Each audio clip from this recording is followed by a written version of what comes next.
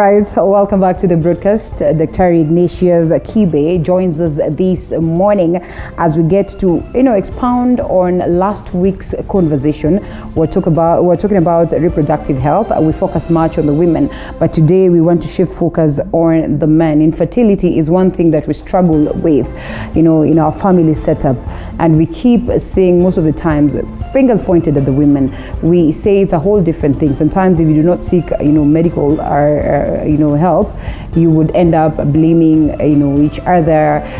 We've had instances where we've had conversations on violence on the home setup, and a majority of these cases triggered by the aspect of the fact that, we are not able to get babies, after we have married. So we want to save ourselves, we want to help ourselves. We might not do it in totality like 100%, but we say about 90-something% of these cases are cases that crop up because of the kinds of lifestyle that we live. And so Dr. who's a specialist, will tell us some of the things that we need to run away from so that we save ourselves from this scenario, which is quite dire. It's acrimonious and it's painful a scenario. So Dr. once again, thank you so much for creating time for us on this health segment of Morning Cafe as we delve into understanding reproductive health amongst men or in men. Thank you, and I wish to welcome men. Yes. Last time Linda welcomed ladies. The ladies, yes, and now, you say the men too. And so today you're welcoming the men, and I'm saying the ladies too. Please, ladies, gentlemen, and the others, please welcome. I don't know what I'll be asked, but I'm ready and willing to discuss. One thing I must say in the outset is that in reproduction, and especially in childbearing, the responsibility is dual. The responsibility is for the two people, and even when the baby doesn't come, the blame is equally between the two. Women probably contribute to 55% of problems. But men also, they take the 45%, and sometimes it supersedes. You find in some situations, in some communities, in some lifestyles, sometimes it's men who just cannot sire. Right. And you are leading me, but I would like to say that it can even start very early in life. You get a man who looks healthy and big and bearded and biceps and heavy and muscular and also, although it's early in the morning, very good in the bedroom. Okay. He is. Oh yes. Kumbe, he has fluid, an ejaculate that is like distilled water. Hakuna ene. Zero. Okay. So we have such men, and it's quite a big percentage, and is increasing, I don't know why, where men are, we use the language, azoospermic. An azoospermic man will be very good in the bedroom, will be very muscular, he looks handsome, laddish, but he just doesn't have a single sperm cell in his ejaculate. Okay. So that can happen. And then there is also this other class of men who, very unfortunately, from childbirth, you find some men are born, when you touch their bag, where the potatoes stay, there is nothing. Oh, yeah? Oh yes. Some of these things we need to know as early as now. And that's why in the African culture, you would find the old ladies, shoshos, right. The grandparents were very good at checking these things. They would immediately after a baby boy is bathed or washed, they would ask for the baby, and they would play with the baby, and throw him up and down and play games with the baby boy. In the process, she touches the lower side. Okay. She checks whether there are things there. And then you'll hear her say, Baba, Yes, Okay, so yes, then my you know it is husband. good. Now, and when the boy starts on, he says, yeah, yes, Baba. That is the grandmother adoring and checking those babies. You people, Right. the young generation, you don't know, and you don't take your children to your grandmothers. It's very unfortunate. Really? That situation is called cryptochindism. Cryptochindism is a situation where the viazes, the potatoes, the testes, let me call it, do not just descend. They remain up there. Okay. And that man will not sire. Can that be addressed at that tender age? Can that be fixed? Well, yes, we can do surgical intervention. Sometimes you find when the spermatic cord is short, or when it is trapped in a place we call the inguinal canal. It gets stuck, or they get stuck. Sometimes they are both sides, sometimes it's only one side. Okay. And that person, and I wish to say this because it's very serious, because these people who are cryptochindic, who have only one side, or both sides with their testes,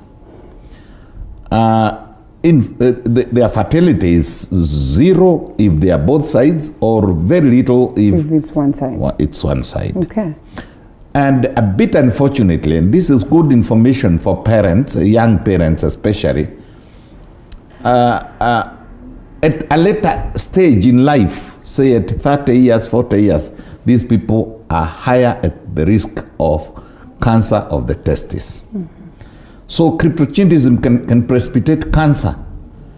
And if it is corrected in good time, it can recover. So that is the second category of men. We started with an azoospermic man. This is a category of babies whose testes have just not come down.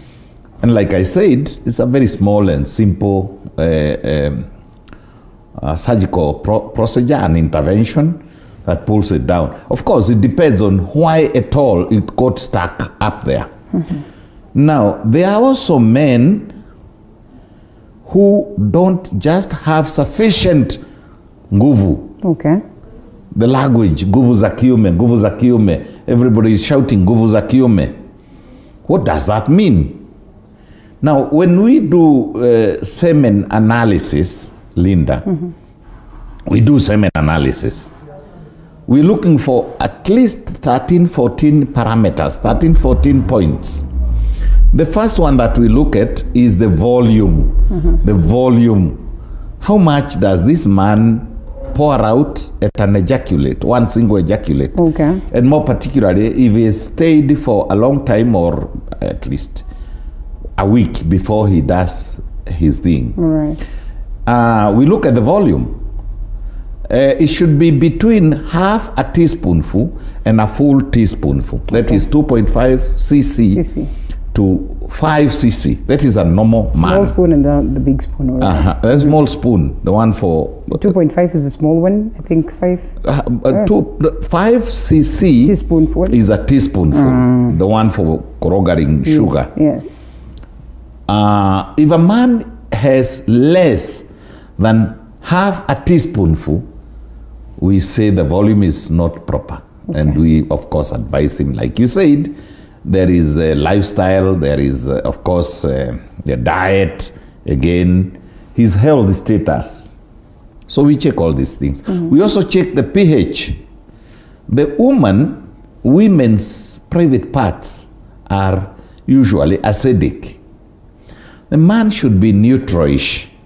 If a man's pH, that is acid base, you remember primary school litmus paper? Yes. We used to say litmus test. litmus test, that it's red or bluish, depending on the acid level.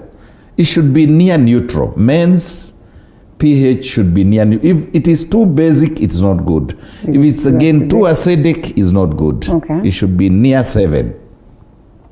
7.5, 6.8, around there.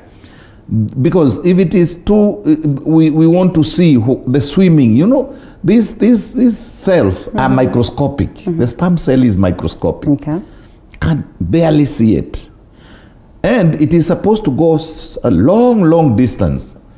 It has to go through the external genitalia, the V.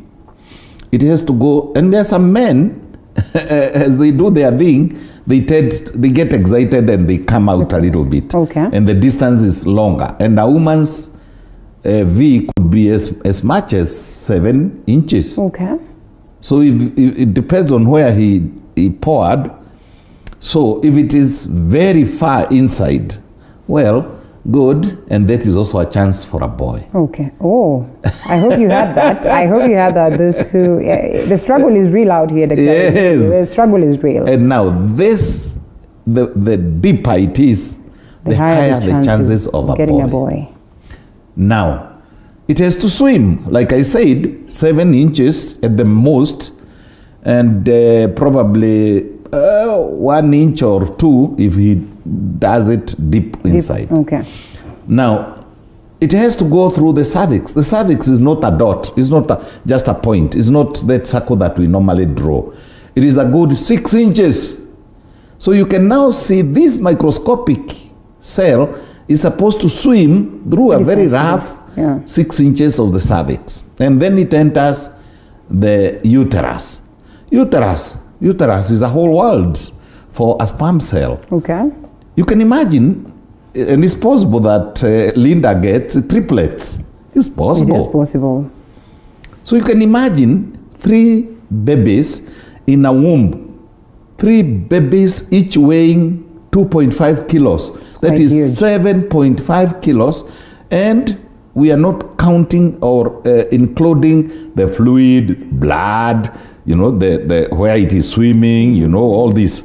So you can imagine the size of that mfuko, the size of that uterus bag is huge. Yeah. It could be as much as in some women. You saw the lady who got 9 babies 9 in Malawi? babies the other day. That was huge. Yes, so the uterus is a big place and the sperm cell is supposed to swim across.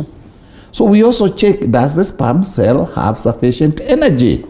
Fructose is the energy, is the source of energy. And some men, especially men who imbibe, who drink a lot, they have no energy. Their sperm. When you say drink, this is alcohol. Alcohol. Okay. Not coffee. Not my coffee. I was almost telling you, Dr. Watch out. Now, so it traverses the uterus. Now it has to go to the fallopian tubes, another 8 inches. Wow. So you can see a microscopic cell going all those inches to reach where the egg is, the fibrillar end of the fallopian tube. So it must have the energy, must be so morphologically created. Will you call it a shape? It must be like a very sharp bullet. That's why you see even aeroplanes and even these days vehicles, long distance buses, they are shaped like a pyramid with a sharp. Because it will be propelled by a tail and there will be a head, and the head, if it is blunt, cannot swim the whole distance. So we also check the shape and the tail and the energy. And some men produce abnormal sperms that are blunt-headed. Abnormal sperms. Some of them are even double-headed. They split in the middle and they will not make it. So there are many men who have this abnormality of morphologically wrong sperms.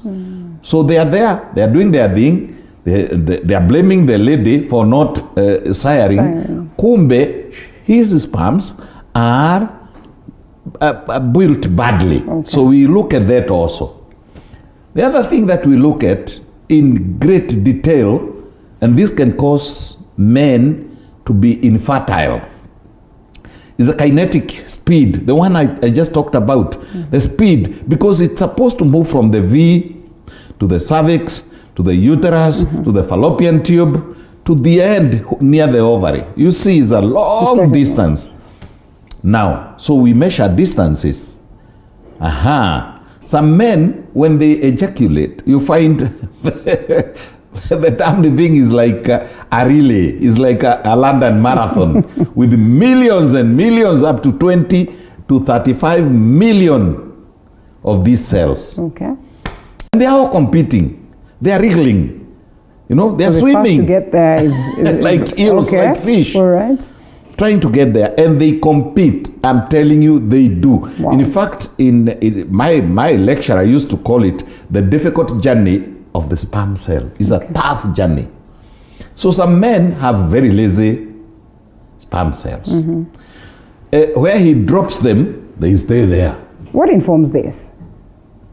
Natural, like this, No, you're born that way, lifestyle, like you say? Lifestyle. Okay. This is a lazy man by himself. All right. He doesn't do any exercises. He's a DDO, daily drinking officer. He's always drunk. He's the fatso type also is not very good. You know, when they are too big, their sperms tend to be slower. And the kinetic energy, the forward thrust of the sperms matters a lot. Okay. So we have three main classifications. Very fast. Those are like the people from the Nilohamites, our friends, who will conquer the whole world. They are very fast. Yes. There are others that we call medium. They are not as fast, but they move. There are others that are lazy. Okay. They will not go at all. So this last person whose sperms don't move is, of course, infertile.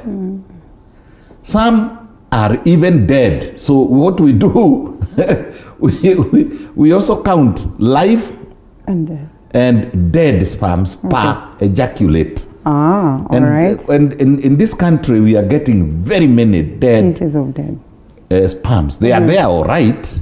We've counted the quantity is good, but they are dead. So in one moment of pleasure, you could be having cells that are dead and others that are alive. Alive. That one moment. Okay. And some that are very fast, and others that are lazy. Okay. And others that are medium. So in a good lab, we measure all that. And this informs also the fertility. You know, when this man has very fast moving, you know, this cell, the sperm cell, is divided into three. There is the head that we described. It must be sharp, must be V-shaped, must be very powerful. And then there is what we call the middle piece. The middle piece is the engine. It is mitochondria. It is the one that is the engine that is propelling the and then there is a tail. And now there is also a problem. Some men have sperms that with very tall tails. Okay. When it's again too tall, they it's just like a relay again, to the example of the relay. When when they are morphologically wrong with too long tails, like your hair, what happens is they twist around each other. We call it agglutination.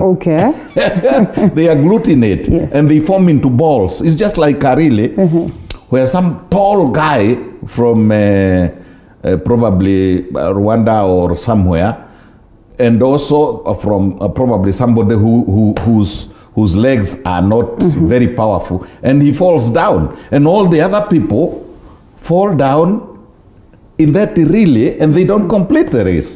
So we have men who have sperms whose tails are too long and wide, and they end up agglutinating.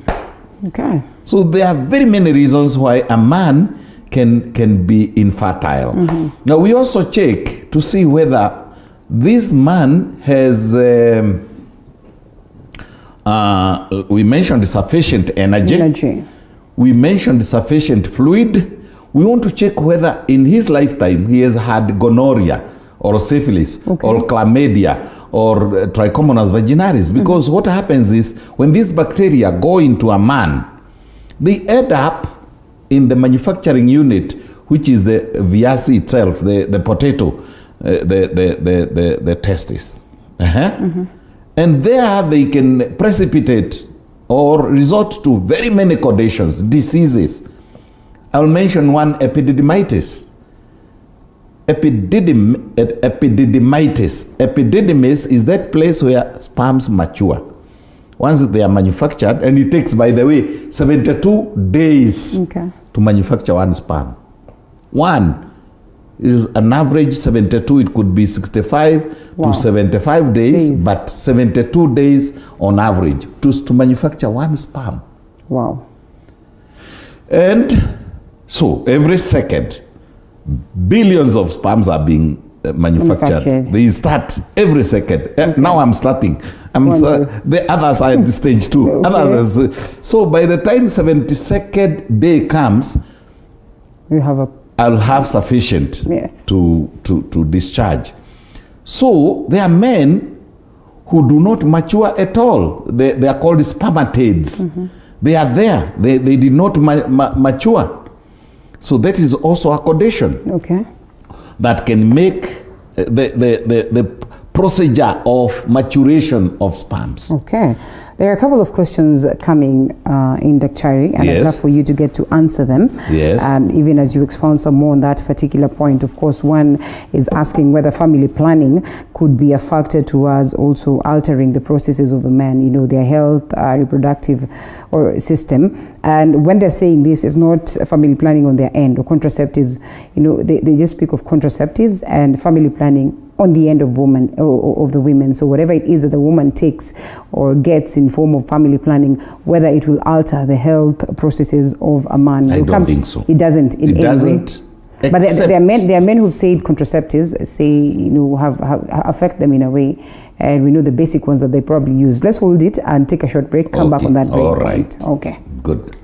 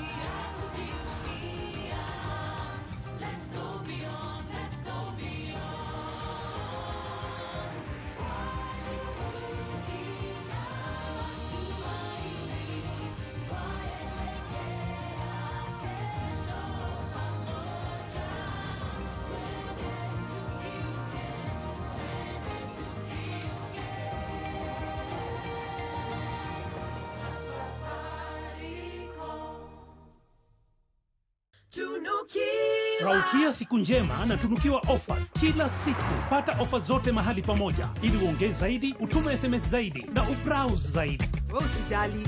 Tuma namba ya kila supplier kwa hiyo soko.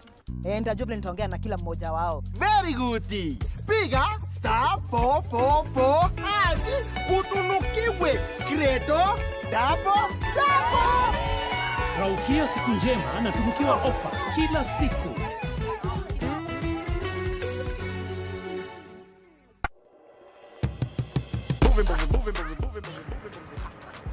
Oh, hi.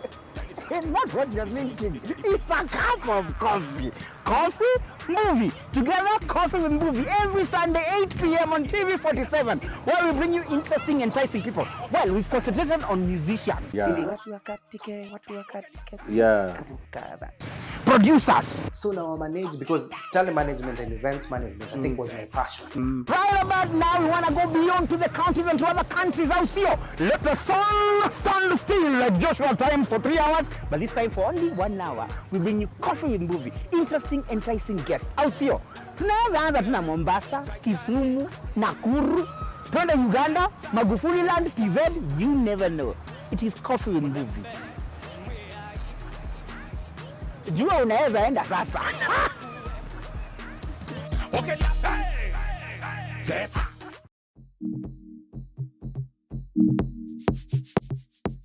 Before the markets open, farmers begin their day, each with the desire to produce the best. But how can they increase the numbers, maintain the standards, Aitoi ile garlic inafaa itoi, that standard garlic. reduce the cost?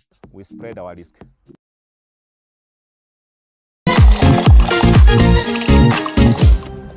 Hold it right there. And yes, I'm telling Daktari to hold it because the conversation was still on, even at that point where we were on break. And we're back at that point. And the question at hand is just whether this would, the family planning, the contraceptives would in a way affect the health reproductive system of men. Dr. Ignatius is still with us this morning. And Daktari, I think I'll throw that question to you directly. Thank you very much.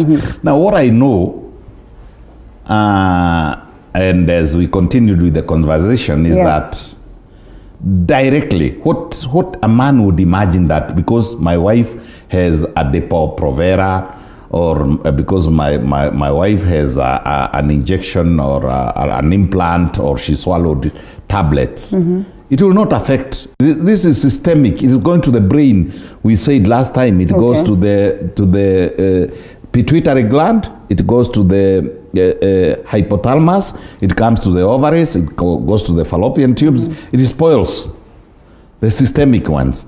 A condom, of course, many men, I dare say, including myself, All right. we don't fancy condoms. Probably Europeans do, but not our people. The wanataka nyama kwa nyama. Ouch. Twende pole pole. Oh, is it still early in the morning? Now, the other one is, it could be psychosocial. Men, by their very nature, they want to plant and they want the seed to germinate. Okay. Psychologically, men And then they run away from the responsibility. No, it's you people who do not follow them. Yesterday was Mother's Day. Mother's Day, and you are supposed to have celebrated men because it's men who make mothers. They have their day. You cannot become a mother if you don't have a man. But so they it is have our day and have your day. Okay. So what we are saying is the intention of a man, and most men, is to get a baby. Okay. And I think it was God's plan so that his creation does not end. So when a man imagines that this woman has a P2 in her body, this woman also has an injection, this woman also, has probably a female CD, it's like the man is doing, is with a Samantha of a type, a plastic. So men can be put off by too many, and more so if he's not properly prepared. You have this problem, ladies, and I wish to caution you. You go there, you get an injection or an implant, and you don't tell him. Okay. This is criminal. Is it so? Oh, yes.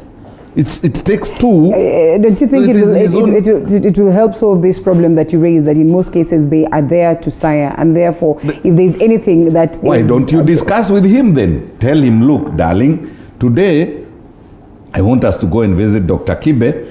He should explain to us 12 different methods of family planning and the one that he thinks is most convenient for us. And I must tell, today morning I had such a case.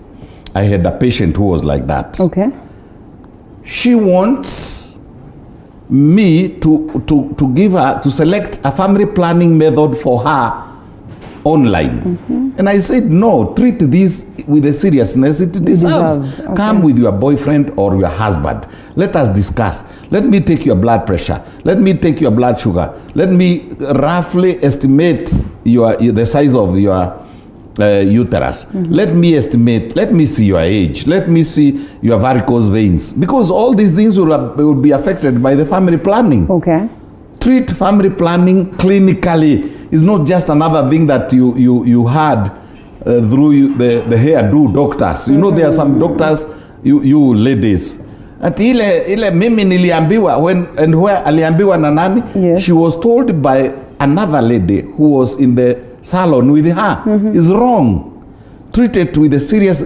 You are talking about babies. You are talking about your babies. You are talking about eggs that are in you, and you are being told by a layman in a salon where she's also having her hair done. Is wrong. Do the medics really take it with the seriousness it deserves? Oh yes, Because they do. Sometimes you find that when you come for consultation, yes, I'll give you 12 different methods, and we shall systematically discuss the side effects of each, the percentage efficacy and efficiency. We shall go top to bottom, 12 different methods. And I'll tell you now, the one that fits. Sometimes you find that this lady has varicose veins. Okay. And sometimes they have DVTs and they don't know. And they go and place a family planning method that will create a thrombus, a clot in their systems. So it should be treated with a lot of seriousness, and clinically. It is not just another thing. It's not like lipstick. No. Family planning is a serious affair. Now, I want to go slightly further ahead and talk about the problems of men. Where you're coming from is, are men affected by family planning? Oh yes. The other one is, generally, the woman becomes androgenic. What I mean is, when a woman sometimes overdoes it, you find a woman, she already has an injection, a nipple, or she has an implant, and then she's also taking a pill. She's overdoing it. Okay. So what will happen is her hormones, her womanhood will reverse. In our language, in Africa, we say she becomes cold. Okay. So she's not herself enjoying as much as she would if she did not have. Sometimes there is fluid that comes, lubricates the whole process and act of love and love making and childbearing. There is a fluid from the Bartholin's gland that wets and lubricates the system.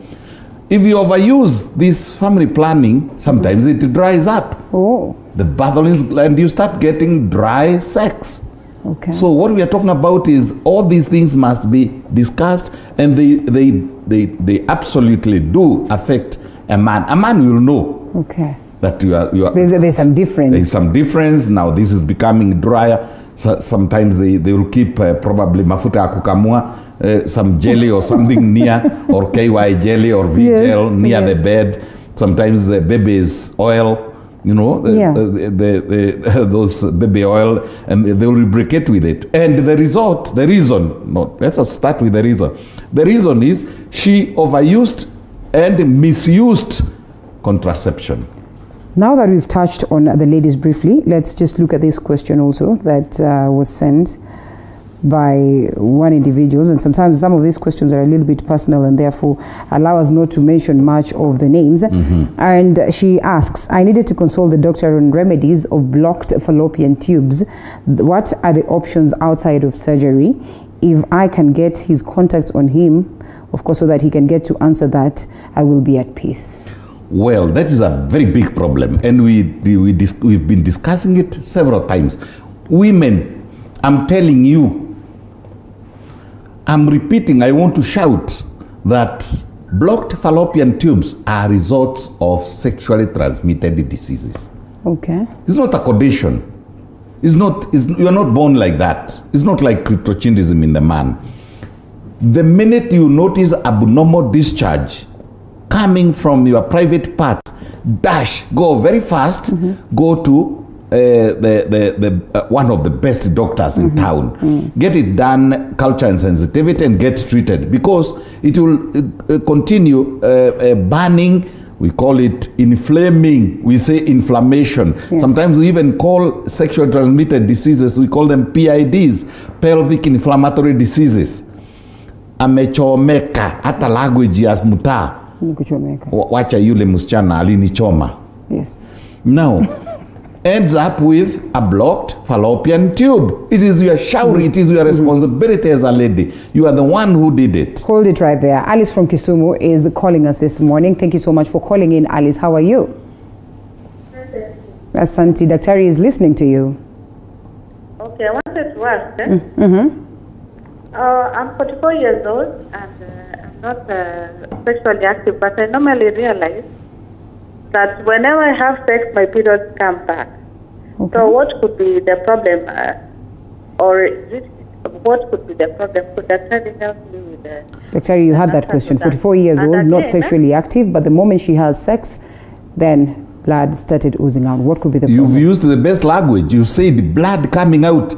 You people, you call every blood from your V period. And I explained repeatedly that period from even primary school is a specific time frame. This is on average after 28 days cycle. Okay. So period, if I want to make a joke. Don't take me wrong, Christians. With this lady who touched Jesus, she had a period of 12 years. No.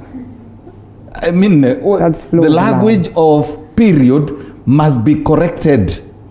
She is bleeding. It is hemorrhagic. We don't know where the blood is coming from. In fact, in many instances, what she has explained, I would take it very seriously. I would even do a pap smear. If I notice that the minute I go with my girl, she oozes blood, I could even suspect cancer. I would suspect cervix. Cervix is inflamed, and when it is hit several times, then you bruise it and blood comes. It's not periods. Periods must have a specificity of time frame. Periods must have a specificity of the number of days of bleeding. It must be 3 to 4 days. Periods, and not every bleeding in a woman is a period. So let her get tested. Let her go for transvaginal ultrasound scan, and let her do a pap smear, and let her do a trans-abdominal ultrasound scan. Let her be studied. It is not periods. Let us go back. Where were we? Yes, we're talking about the men. The man. Yes. And this man, we were that is after a question on the fallopian tube. Fallopian tube. Yeah, now, let me finish with the fallopian tubes. Yes. But let's also encourage people to keep calling, because in as much as we're talking about men's reproductive health, it's important that you have all your questions. I mean, this is free consultation, yes? Yeah, oh yes. I charge. But on this one? But on this one, I'm giving free of charge. I hope Alice is answered. Let's take it. Now, the fallopian tube issue. Once they block, one thing I want to tell you doctors, especially radiologists, don't tell us blocked fallopian tubes. We said the fallopian tube could be as long as 8 inches. Where did it block? Okay. Did it block at the beginning? Did it block at the isthmus? Did it block at the fibroid? Did it block at the convoid? That language is just like a water pipe. When you are told that maji mfereji umevunjikia wapi? Hapa kwa kitchen, hapo nje, hapo kwa barabara, where? So it's very important. Now that was a small, shall I call it an advice, a piece of advice to radiologists, because we want to know where exactly. Because treatment of a cornwall block at the beginning is not the same as treatment in the middle, is not the same as treatment at the end. Now, where I studied, when it was in the middle, we just used to do a HSG with force, with a lot of, it's like putting pressure on a pipe and forcing water to gush into the fallopian tube. To unblock. And quite often it succeeded. Okay. Sometimes we used to use balloons. We would put balloon which is not inflated, and then we would play with it, inflate it, play with it until we unblock. Sometimes we would probably put even, I used to see even wires to unblock. It depends on where and to what extent. The blockage. We also have what we call tuboplasties. Depending on where it is, we have tuboplasty. It's like a blocked fallopian tube, and we want to place a bypass or a tube inside it where there is a jump over to the other side. We also have something we call fibroplasties. Fibroplasties is when it is at the end, and we go there sometimes laparoscopically, and we slice and open it up. So it is not necessarily, I'm repeating it, is not necessarily, it must not resort to a surgical operation, but where exactly is the block? When somebody says between here and, I'll give an example, Thika, there is a road block. Where? Is it near Pangani? Is it at Ruiru? Is it at Juja? So that we may know even how to bypass. We can go via Kiambu. So you radiologists, you are not doing as good, and surgeons also. Let us talk about probably repairing laparoscopically. Let us talk about probably a fibroplasty. Let us talk about probably what I said, a balloon. There are very many different methods depending on where and how the tube is blocked. The essence, the baseline is, ladies, get treated. I repeat, get treated for the smallest PV discharge. And once you notice that your discharge is even smelly, there is reason to get worried. Justice from Makadara has a question or maybe something to say in regards to what we are having as a conversation this morning. Justice, good morning. Jambo, Justice. Justice, would you please reduce the volume of your TV set so at least we can get you clearly? Pick it for me. Hello? Yes, Justice, we can hear you. Nikoda kuuliza daktari. Kama hiyo mambo na roribito, unapata wakati uko na msichana, wakati unaenda na yeye pata inalala.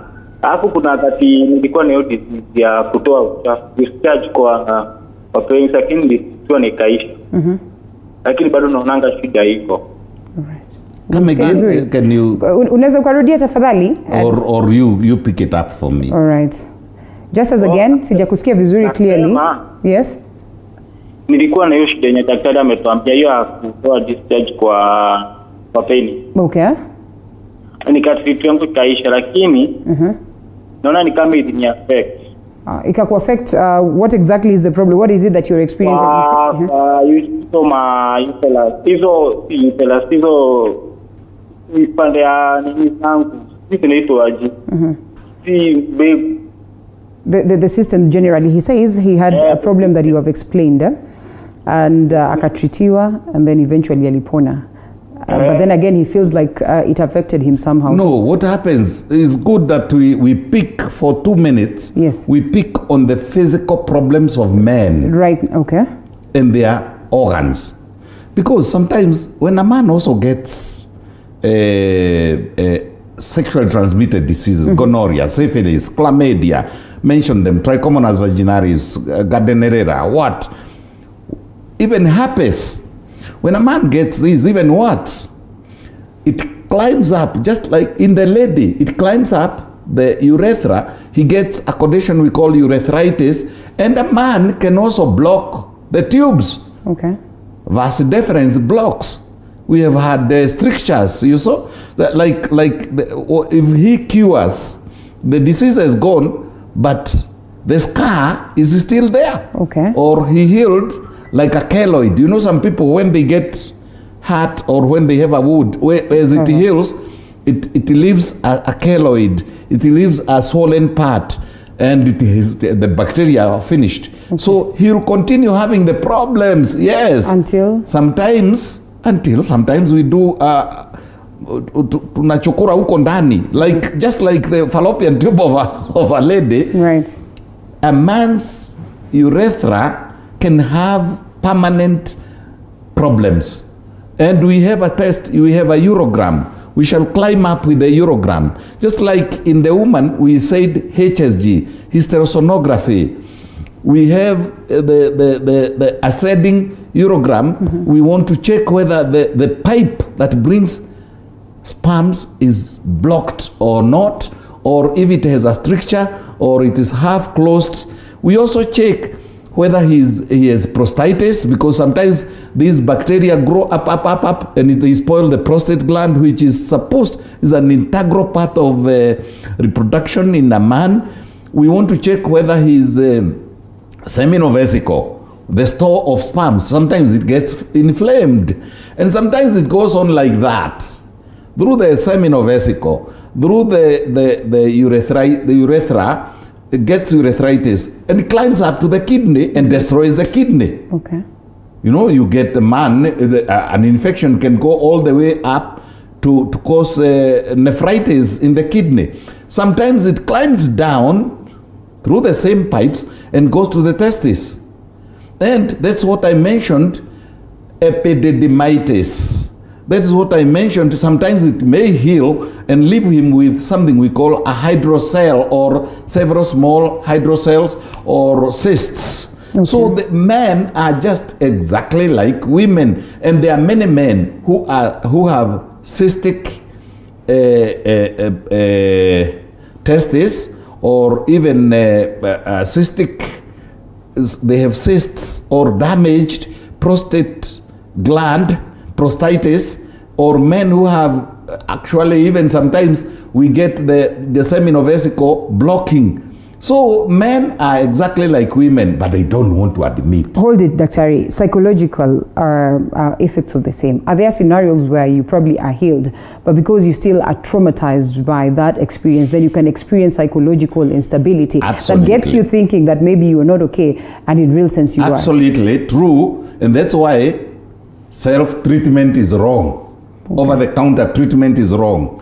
And men, it's not expensive. I mean, if somebody has a swollen private part or genitals, the hanging genitals, go for an ultrasound scan. Let us, tunasoma, we read the page by page of that organ. Nikukate tena kidogo daktari, tuchukue hii simu. Manake it is very important. Derek from Embakasi, jambo. Good morning. I wanted to inquire. Before my scrotum used to be saggy. Yes. Before? Your scrotum used to be? Saggy. Saggy, Yes. Yeah, and nowadays it never sags. Okay. It's more stiff. It's firm, yeah? Yeah. You should celebrate or what? Yeah, you are lucky, man. You are lucky. When they sag, well, they are good. And I keep telling men, why don't you even go checking those of domestic animals? Okay. Go and watch. I mean, you are walking around, there are goats, there are dogs, there are cows, there are what. Check at them, and you'll find the shape of their testes, and the scrotum itself. And when they hang out farther away, the better. Okay. Because we want lower temperature, at least. But hold it right there. Degrees. He finishes by saying that before they were saggy, but now they are not. Well, that is probably he has an illness. That's what we are saying. The further away they are, away from the body, the better. The better. And that's what. And they are also not of the same size, by the way. If you watch Atawewe when you go home, watch the goat, the he-goat. You'll find one testicle is always bigger than the other one. Yes. And it hangs further away. If you kept them together on the same level, they will hate one another and they will burst one another. So God, even your kidneys are not on the same level. Even your eyes, and the eyes and your breasts. We still are coming back to answer that because I'm sure he's not gotten the best answer. But let's pick this last call, yeah? Yes. From Gilbert. Gilbert, jambo. How are you? Hey, Gilbert, tunakusikiza. He's calling from Nairobi, yes? Yeah, hiyo ni kazi nzuri tunafanya. Sorry? Kazi nzuri tunafanya, huh? Asante. Asante. And also, yeah, I wanted to confirm from the daktari kwamba 72 hours of sperm development ama 72 days. 72 days. 72 days, not hours. Okay. Thank you. Alisahau akasema days.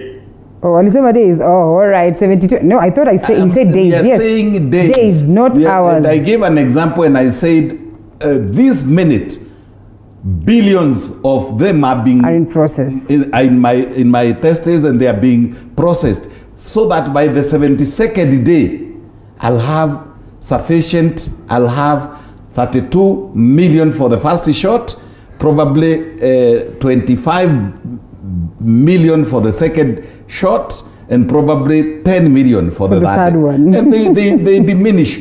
And in fact, that is another thing that I want to mention. There are men who are sex maniacs. They start from morning with a girl. By 10 o'clock, he has finished with that one. He's with another one at lunch hour. They stop with that one, and they have their wife at 8. It is He'll possible. become infertile. Oh. Amemwaga kila kitu. Too much of something is poisonous. Yes. All right, Yes. let's go back to the question that we had earlier on. So this is his concern, that initially it was saggy, but now it is not. When it is sagging, it is better. It is better, but now that it is not, he is worried. Now he should come and we'll check. We'll take an ultrasound scan. We'll check. The scrotum is just a bag. Only that sometimes we get diseases that are between the testes per se, and the viazi, and the sac. So and sometimes we get things that we get conditions like hydrocele, like I mentioned, or cysts. But when he's sagging, he's better off. I want to mention something. They also change with what you are doing. If you are a truck driver, and you are always warm, or you are probably a motorbike rider, then they'll sag more. When you go to cold water, they shrink upwards. And I want to mention something before we move out of this question. Because we're almost actually. Now, people think that they are sophisticated because they go to hot saunas and they go to swimming pools that are warm. It is wrong. It's wrong. Don't heat up that place. It should be at least 3 to 4 degrees lower than the body temperature for it to manufacture the sperm. So there are some people, I pity cooks, male men who are cooks. Oh, okay. With due respect. Because the higher the temperature, the environmental temperature, the less the production of sperms. That's why deliberately, and that's why I'm referring you to when you are walking around, look at the bulls. The better a bull is, the more sagging they are. Oh. And remember also that they get sick. And when you notice the smallest swelling, the smallest, the slightest of pain, please come to a good quality doctor. Dr. Ignatius Kibe. Not necessarily me, the very qualified who is nearest to you. Thank you so much, Dr. Time is extremely not on our side, but the phone calls, the numerous phone calls that are out here, I do not understand how you're going to tell me you're not here on Monday. Again, let me give them my contact. Yes, please. As we close it. Please don't telephone. Please don't telephone. Just give them the number so we can close. 0722 534444. Texts only. 0722 534444. The phone calls are many, but time is not on our side, my people. So kindly get a hold of Dr. on that particular number. We hope to hold him again as we have these conversations, because we realize that health is crucial and we are struggling and suffering out here. We can only go out and seek medical advice. And Thank you men, so much. reproduce. Don't allow your woman to go for population to go down.